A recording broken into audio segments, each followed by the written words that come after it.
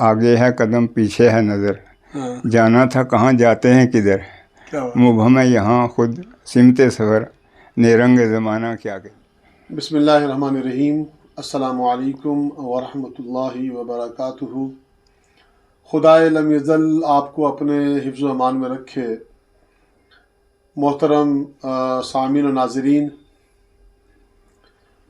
آپ کو یاد ہوگا جامعہ ضیاء العلوم پنچ نے کچھ عرصہ قبل اپنے میڈیا سینٹر کے قیام کا اعلان کیا تھا۔ الحمدللہ ہم اس مرحلے سے گزر رہے ہیں اور بہت جلد ہی باقاعدگی کے ساتھ جامعہ کا میڈیا سینٹر جو ہے وہ کام کرنا شروع کرے گا۔ چونکہ آپ میں سے اکثر لوگ اس بات سے باخبر ہوں گے کہ جامعہ ضیاء العلوم پنچ ریاست جموں و کشمیر کا ایک قدیمی ادارہ ہے جو سن 1974 میں قائم ہوا، اور سن 2024 میں اس ادارے نے اپنے 50 سال مکمل کر لیے ہیں۔ ان 50 سالہ تقریبات کے حوالے سے جامعہ نے مختلف قسم کے پروگرام مرتب کیے ہیں جو وقتاً فوقتاً آپ کے سامنے پیش کیے جائیں گے، اور جس کا نظام الاوقات اور جس کی ترتیب آپ کو بتائی جائے گی انشاءاللہ تعالی۔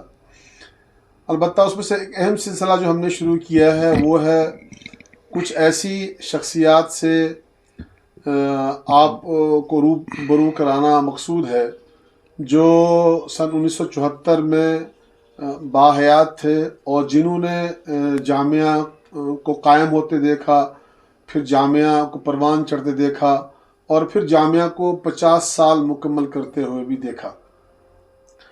بہت سے ایسی شخصیات ہیں جو اللہ کو پیاری ہو گئیں، جو اب اس دنیا میں نہیں ہیں، لیکن ہماری خوش نصیبی ہے ابھی بھی کچھ لوگ باحیات ہیں اور ہمارے بیچ موجود ہیں۔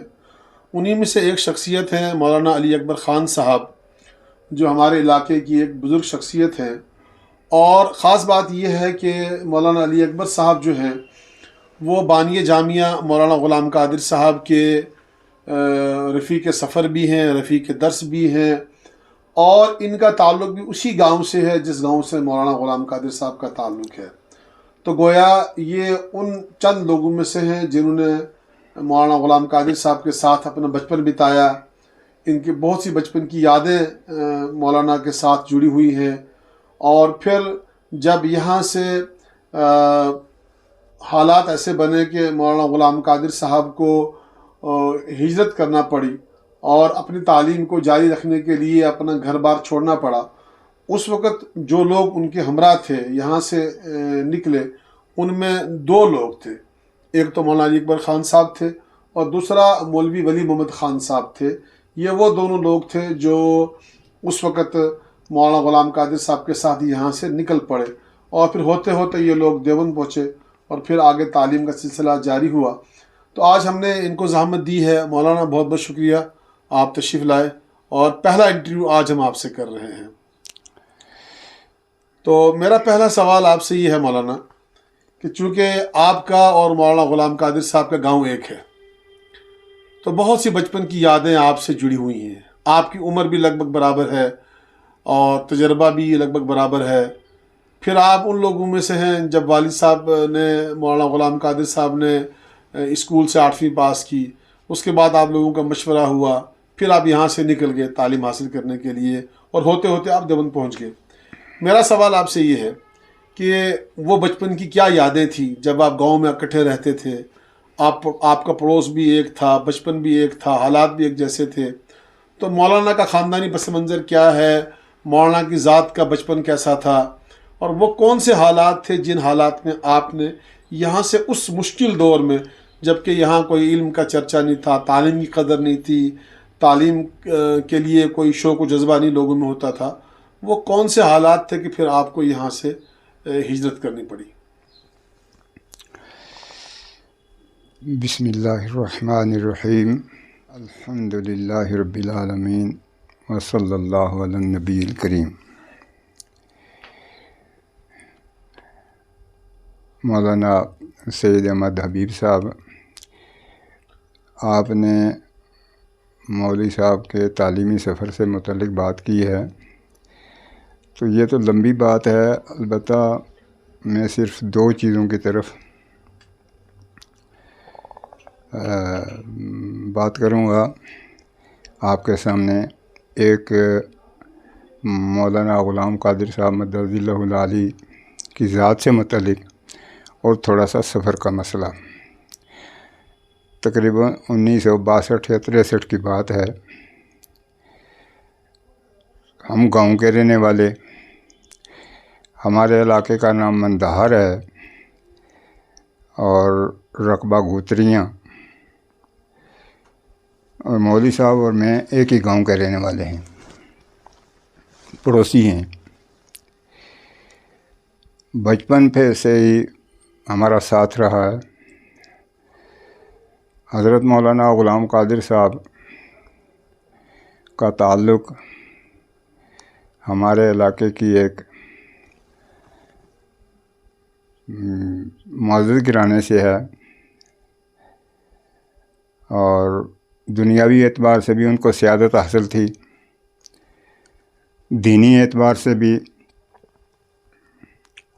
نمایاں لوگ تھے وہ۔ اگر اس گرانے کے بارے میں کچھ باتیں کروں تو سارا ٹائم اسی میں لگ جائے گا۔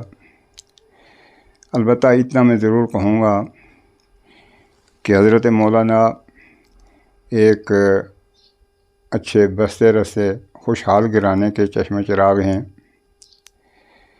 مالی حالت بڑی اچھی تھی، بچپن کا اسی میں گزرا، اور پورا گھرانہ دیندار تھا۔ بچے بڑے، مرد و خواتین صلاۃ و صوم کے پابند تھے۔ اپنے گھر کے متصل ایک مسجد بنائی ہوئی تھی چھوٹی سی، تو سارے حضرات اس میں گھر کے افراد نمازیں میں گزارتے تھے۔ چھوٹا سا سین بنایا ہوا تھا، اس میں تلاوت قرآن ہوتی تھی ہر روز صبح، جیسے ایک چھوٹا سا مکتب ہو، اس طریقہ سے۔ تو حضرت مولانا کی جو بچپن گزرا ہے وہ ایک نہایت ہی دیندارانہ انداز سے گزرا ہے۔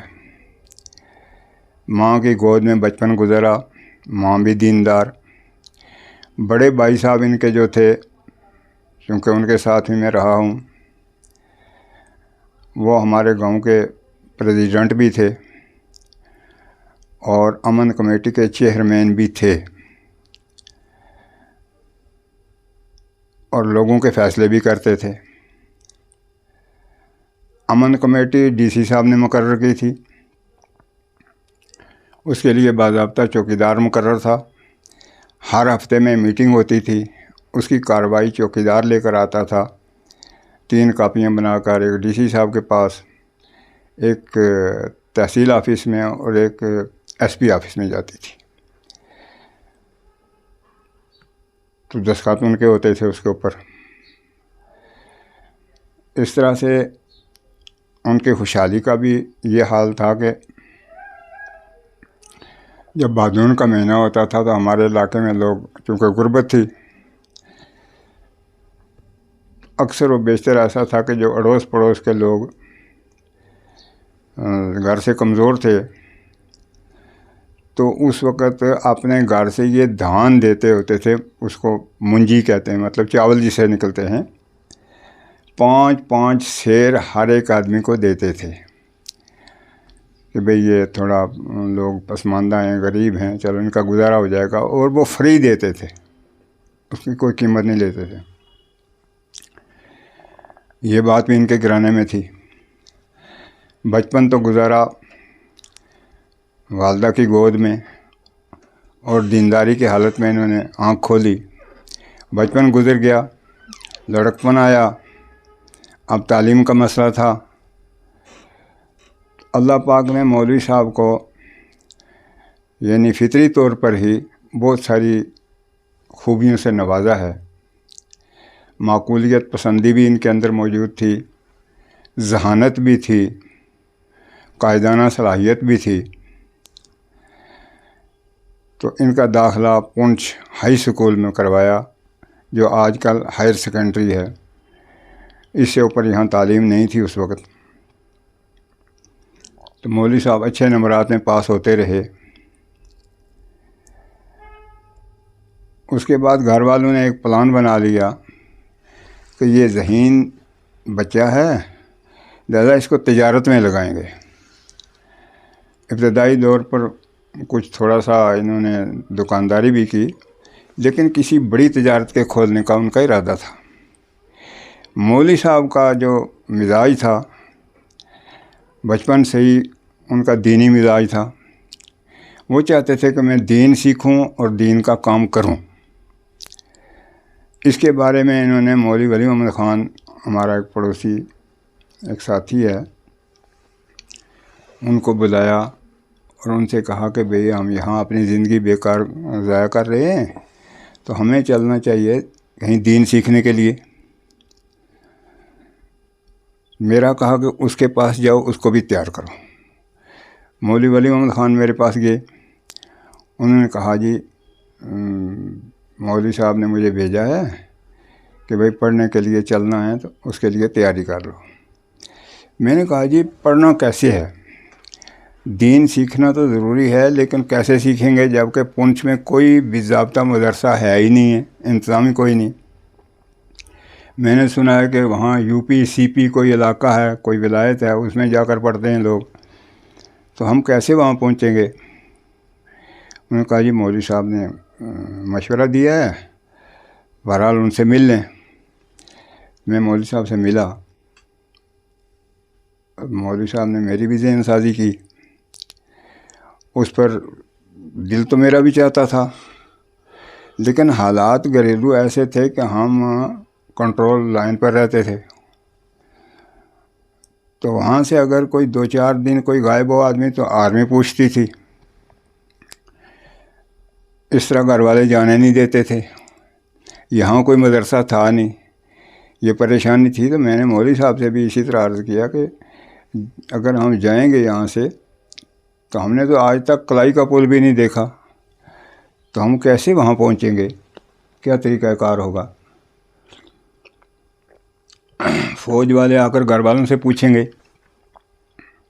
وہ کیا جواب دیں گے؟ تو ہم نکلیں گے یہاں کیسے، یہاں سے کس طرح سے کہ ہمیں گھر والے جانے نہیں دیں گے؟ تو مولوی صاحب نے ان تینوں چیزوں کا حل اس طرح سے نکالا کہ میں نے مولوی غلام نبی صاحب سے بات کر رکھی ہے، راستے کا معلومات کر لیے میں نے، اور مولوی فیروز الدین خاکی صاحب ہوتے تھے مینٹر والے، تو ان سے بھی میں نے دریافت کر رکھا ہے۔ انہوں نے یہ مشورہ دیا ہے کہ رمضان کے جلدی ہی پہنچ جاؤ، ہفتہ 10 دن کے اندر اندر داخلہ ہو جائے گا، ورنہ داخلہ نہیں ہوتا ہے۔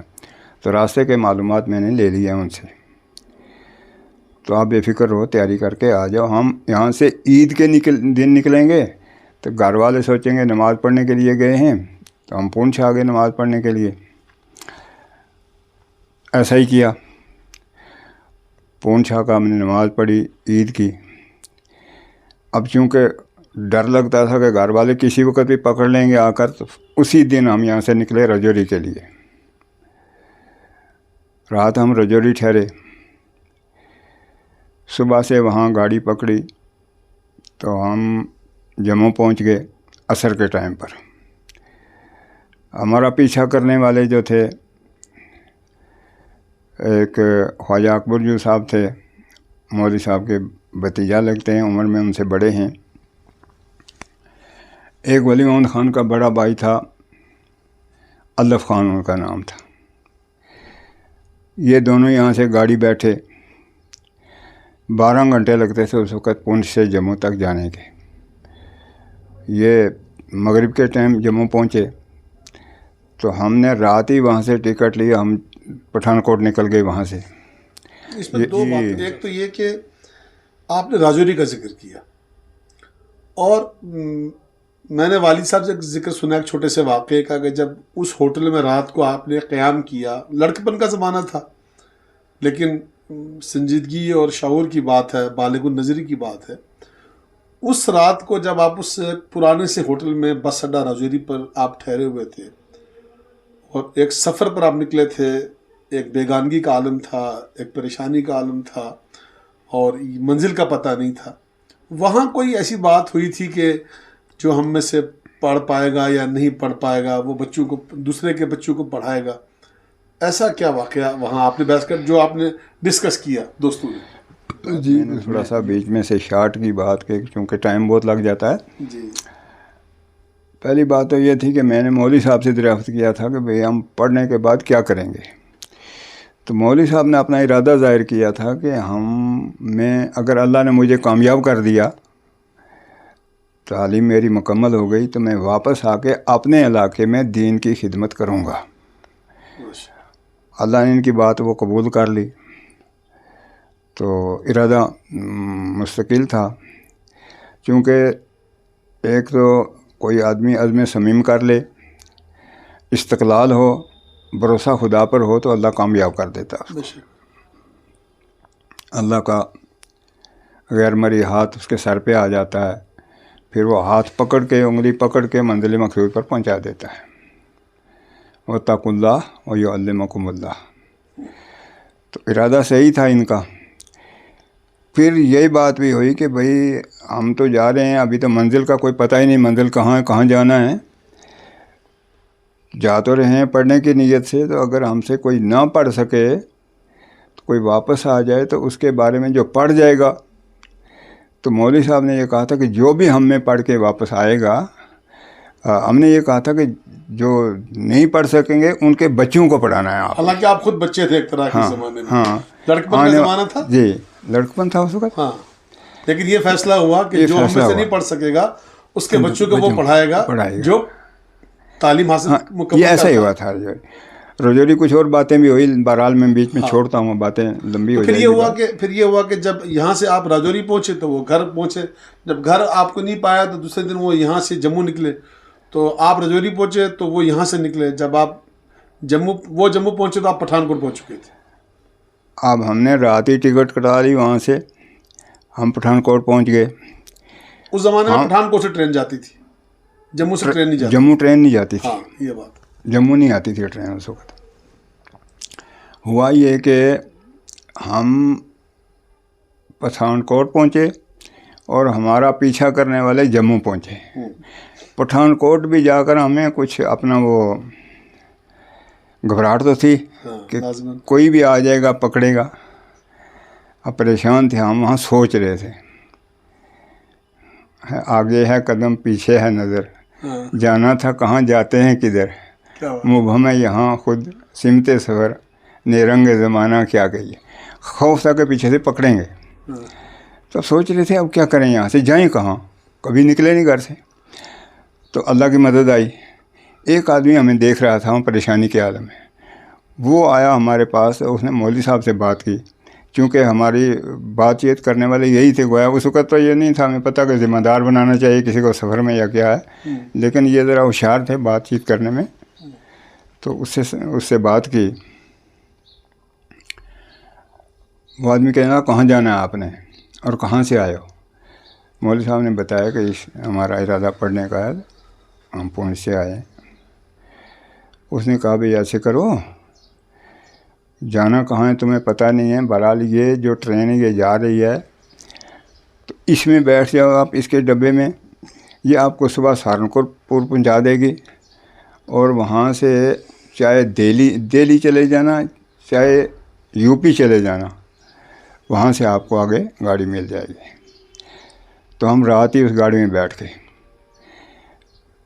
یہ ہمارے جو پیچھا کرنے والے لوگ تھے تعاقب کرتے ہوئے وہاں پہنچے جموں. یہ رات رہ گئے. تو ہم جس وقت سہارنپور پہنچے یہ پٹھان کوٹ پہنچے. اچھا پٹھان کوٹ تک دوسرے دن. ہاں پٹھان کوٹ تک. پھر انہوں نے سوچا کہ اکبر جو نے سوچا کہ بھئی اب نہیں، اب وہ پکڑائیں گے نہیں، کہیں نکل گئے لڑکے. تو یہ واپس آ گئے مایوس ہو کر. وہاں سے ہم نے کوئی گاڑی کی، ہم نے اس میں بیٹھ کے ہم چلے گئے دیوبند اندر لے گئے. ایک کسی سے راستہ پوچھا تو ادارے کے اندر لے گئے. وہاں کسی سے معلومات کیے مولوی صاحب نے کہ بھئی ہم کسی سے ملنا چاہتے ہیں. تو انہوں نے بتایا مولانا فیض الحسن صاحب ان کا نام ہوتا تھا. ان کے بارے میں مشہور تھا کہ 17 سال ہو گئے ان کو دیوبند میں پڑھتے ہوئے. غالباً ان کا آخری سال تھا وہاں مدرسے میں. تو وہ کیلولہ کر رہے تھے. ہمیں کیلولہ کا پتہ نہیں تھا کہ کیلولہ کیا ہوتا ہے، کہ ان کو جگانا نہیں ہے. ہم نے دروازہ کھٹکھٹایا, وہ اندر سے آنکھیں ملتے ہوئے باہر آئے اور اچھے لوگ تھے. انہوں نے ہمیں سختی نہیں کی, غصہ نہیں کیا. پوچھا کہاں سے آئے ہو, بتایا کہ کشمیر پونچھ سے آئے ہیں. انہوں نے ساتھ لیا تو مولوی عبد الرحمن آزاد ہوتے تھے.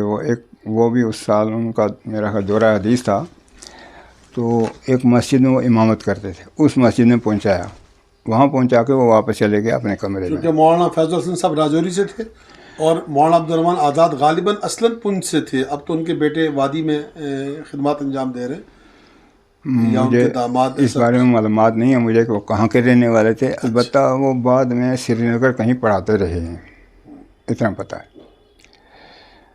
تو مولانا فیض الحسن صاحب جو تھے وہ راجوری کے تھے.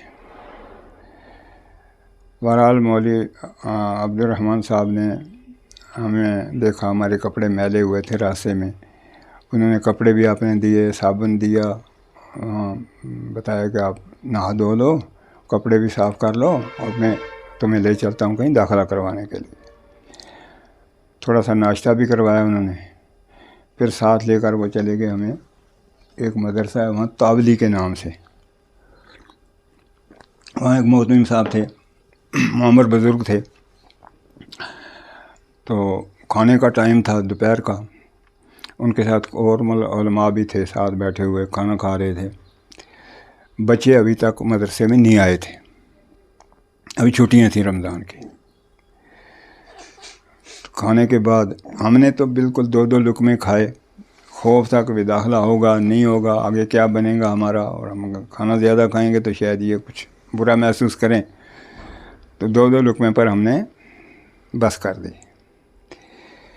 مولوی عبد الرحمن صاحب نے محتمم صاحب سے پوچھا کہ بھئی یہ بچے آئے ہیں فلاں جگہ سے, پونچھ کشمیر سے, تو ان کا داخلہ کرنا ہے.